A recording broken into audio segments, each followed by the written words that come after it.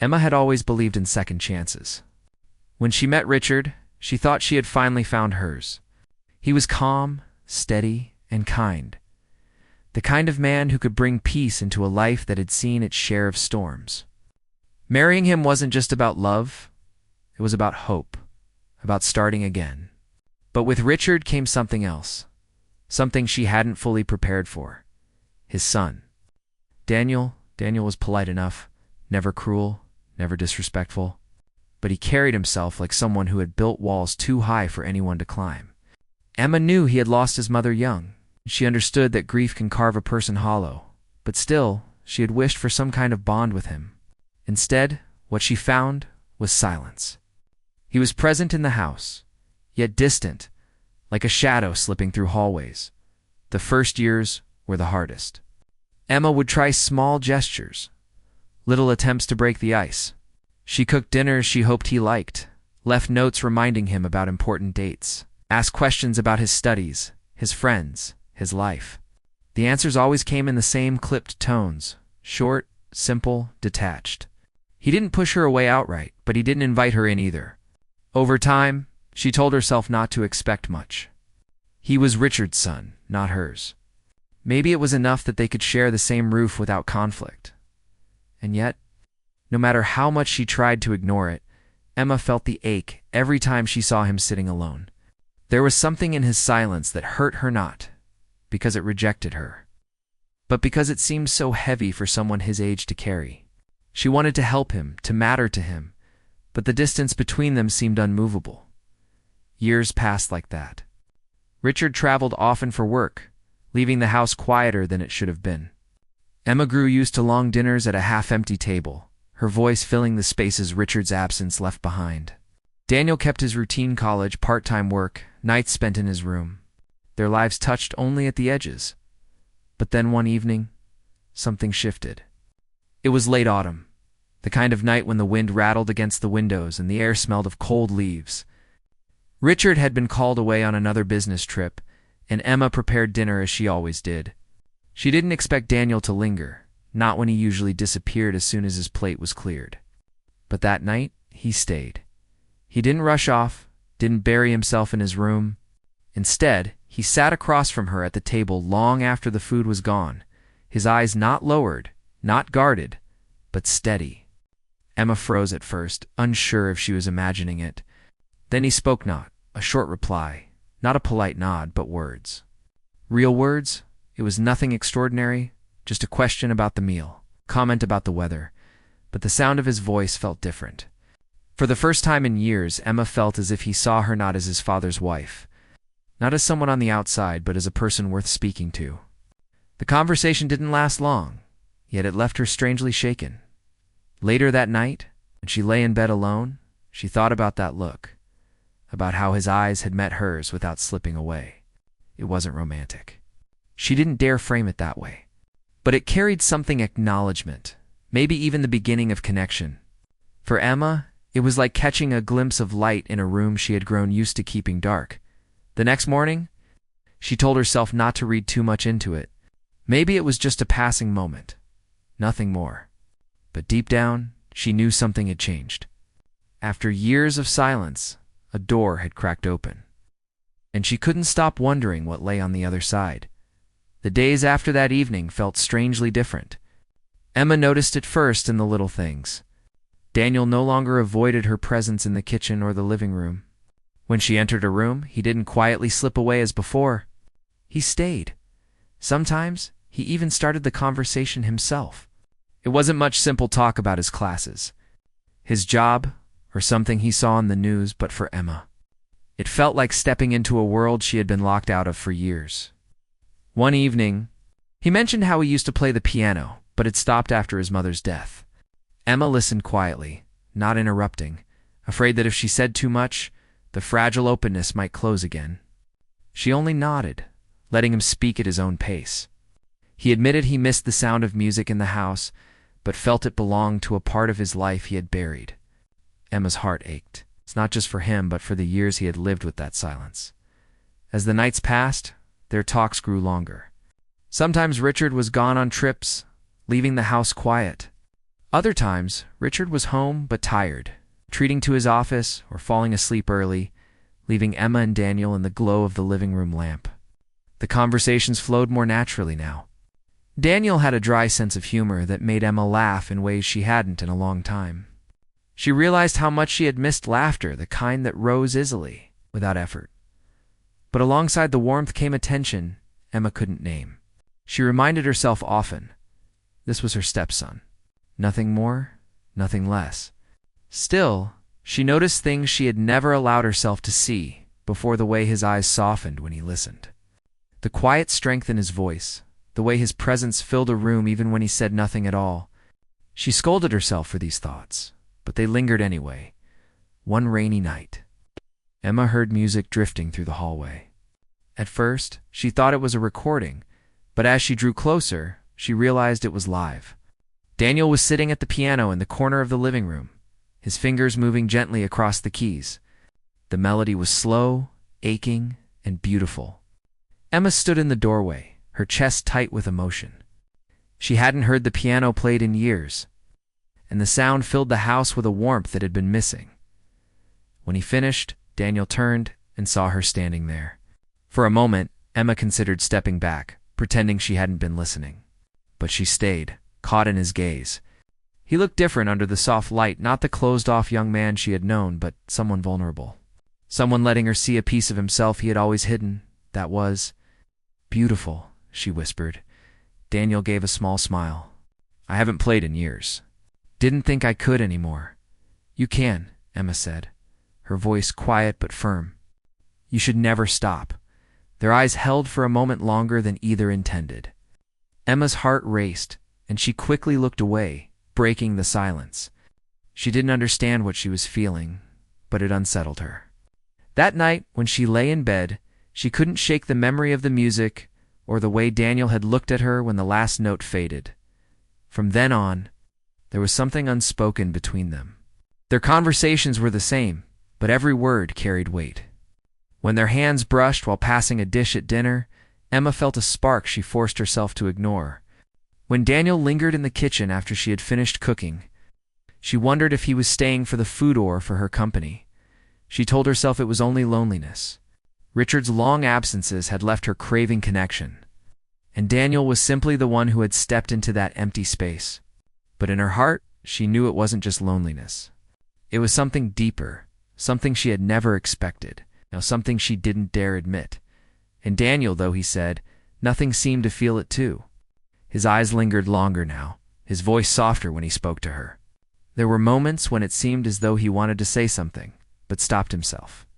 Emma pretended not to notice, but she felt it all the same. The house, once filled with silence, now carried a different kind of quiet, a quiet charged with possibility, with emotions neither of them could name. And though Emma told herself again and again that it was wrong, she couldn't deny it. Something had changed between them, and it was only growing stronger. Winter had settled over the town, laying its cold breath on every window. The nights came early, the air sharp, the streets outside nearly empty. Inside Emma's house, the fire glowed in the living room, giving warmth against the frost. Richard was away again, another business trip that had become part of their routine. Emma didn't complain, but the silence of the house pressed on her more heavily these days. What she didn't expect was that Daniel would sit with her by the fire, breaking the loneliness in a way she hadn't realized she needed. That evening began simply. Emma had made soup, the kind that filled the kitchen with the smell of herbs. Daniel had complimented it something small, yet it made her heart lift. After dinner, instead of retreating to his room, he stayed. They carried their mugs of tea to the living room and sat across from each other, the firelight flickering between them. For a long time neither spoke, but the silence wasn't uncomfortable. It felt like a pause, as if the air itself waited for what was coming. It was Daniel who spoke first. His voice was steady but low, carrying weight. I've always felt like I didn't belong anywhere, he said, staring into the flames. Even here, especially here. Emma leaned forward, her chest tightening. Daniel, she began, but he shook his head as if to stop her from softening the truth. My father, he's Fine, but he's distant. Always has been. With you, it was different.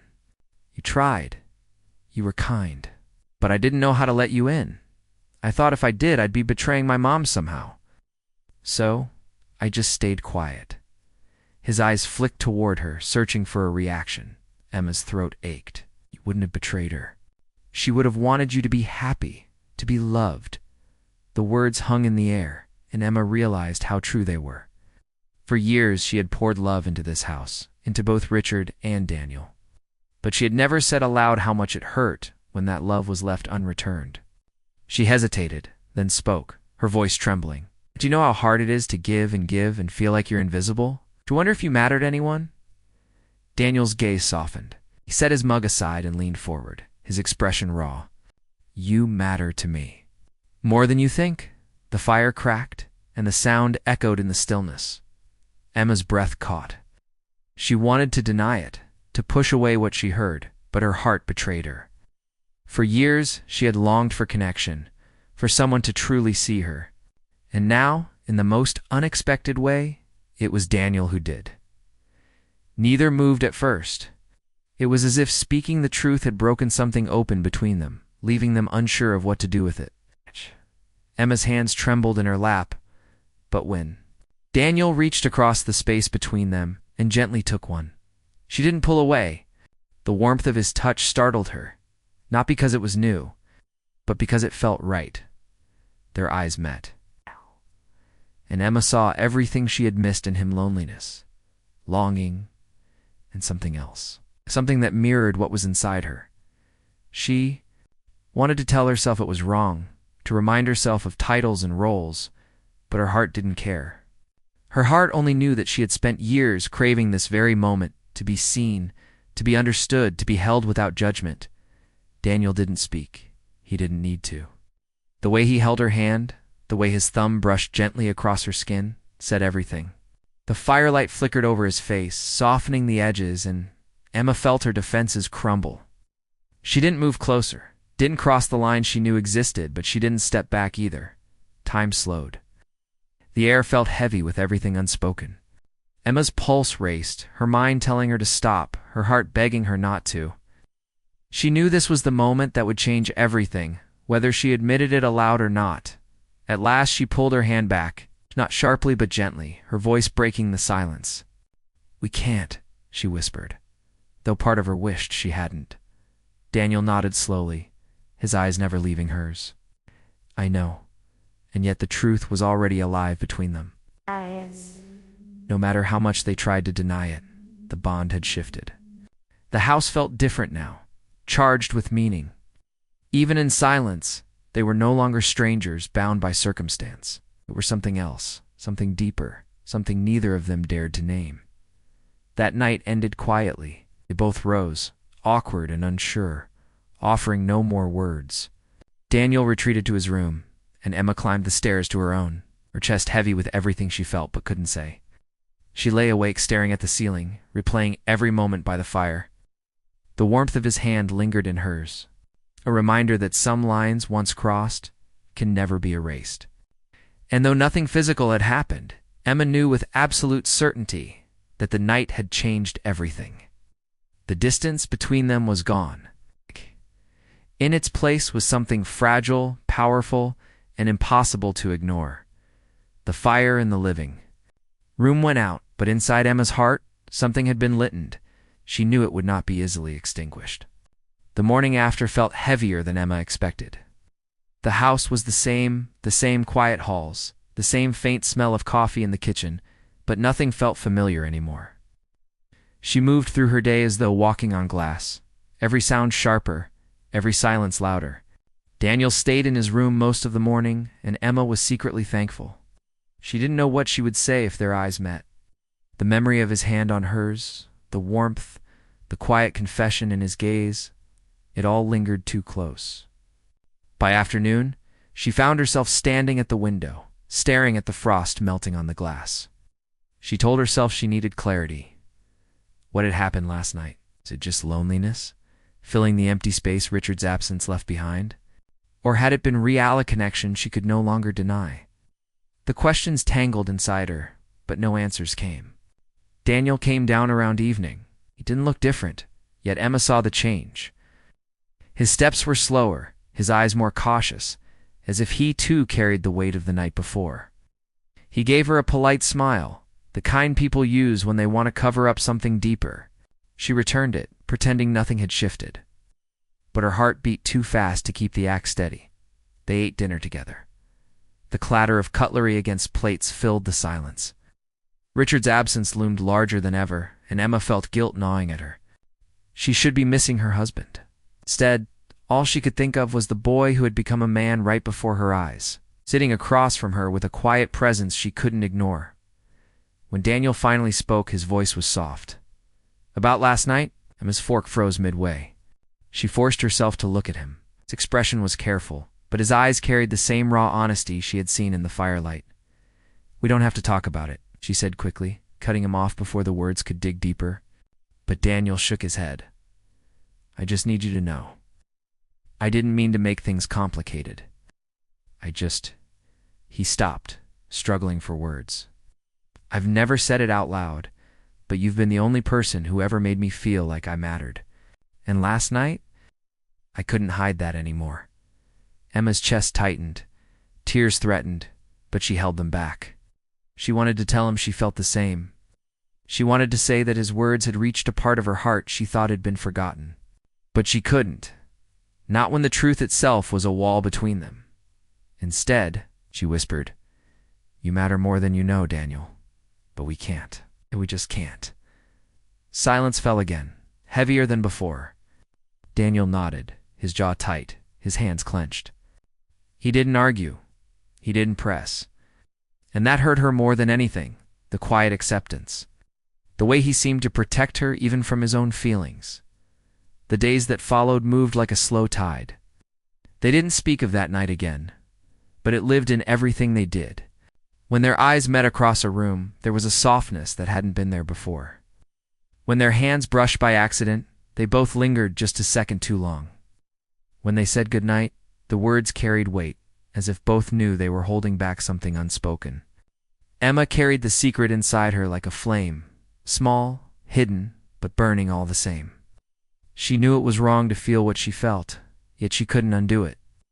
Every time she tried to push it away, it came back stronger, reminding her that love doesn't always follow rules. Sometimes it simply arrives unexpected and undeniable. Daniel carried it too. She saw it in the way he looked at her when he thought she wasn't watching.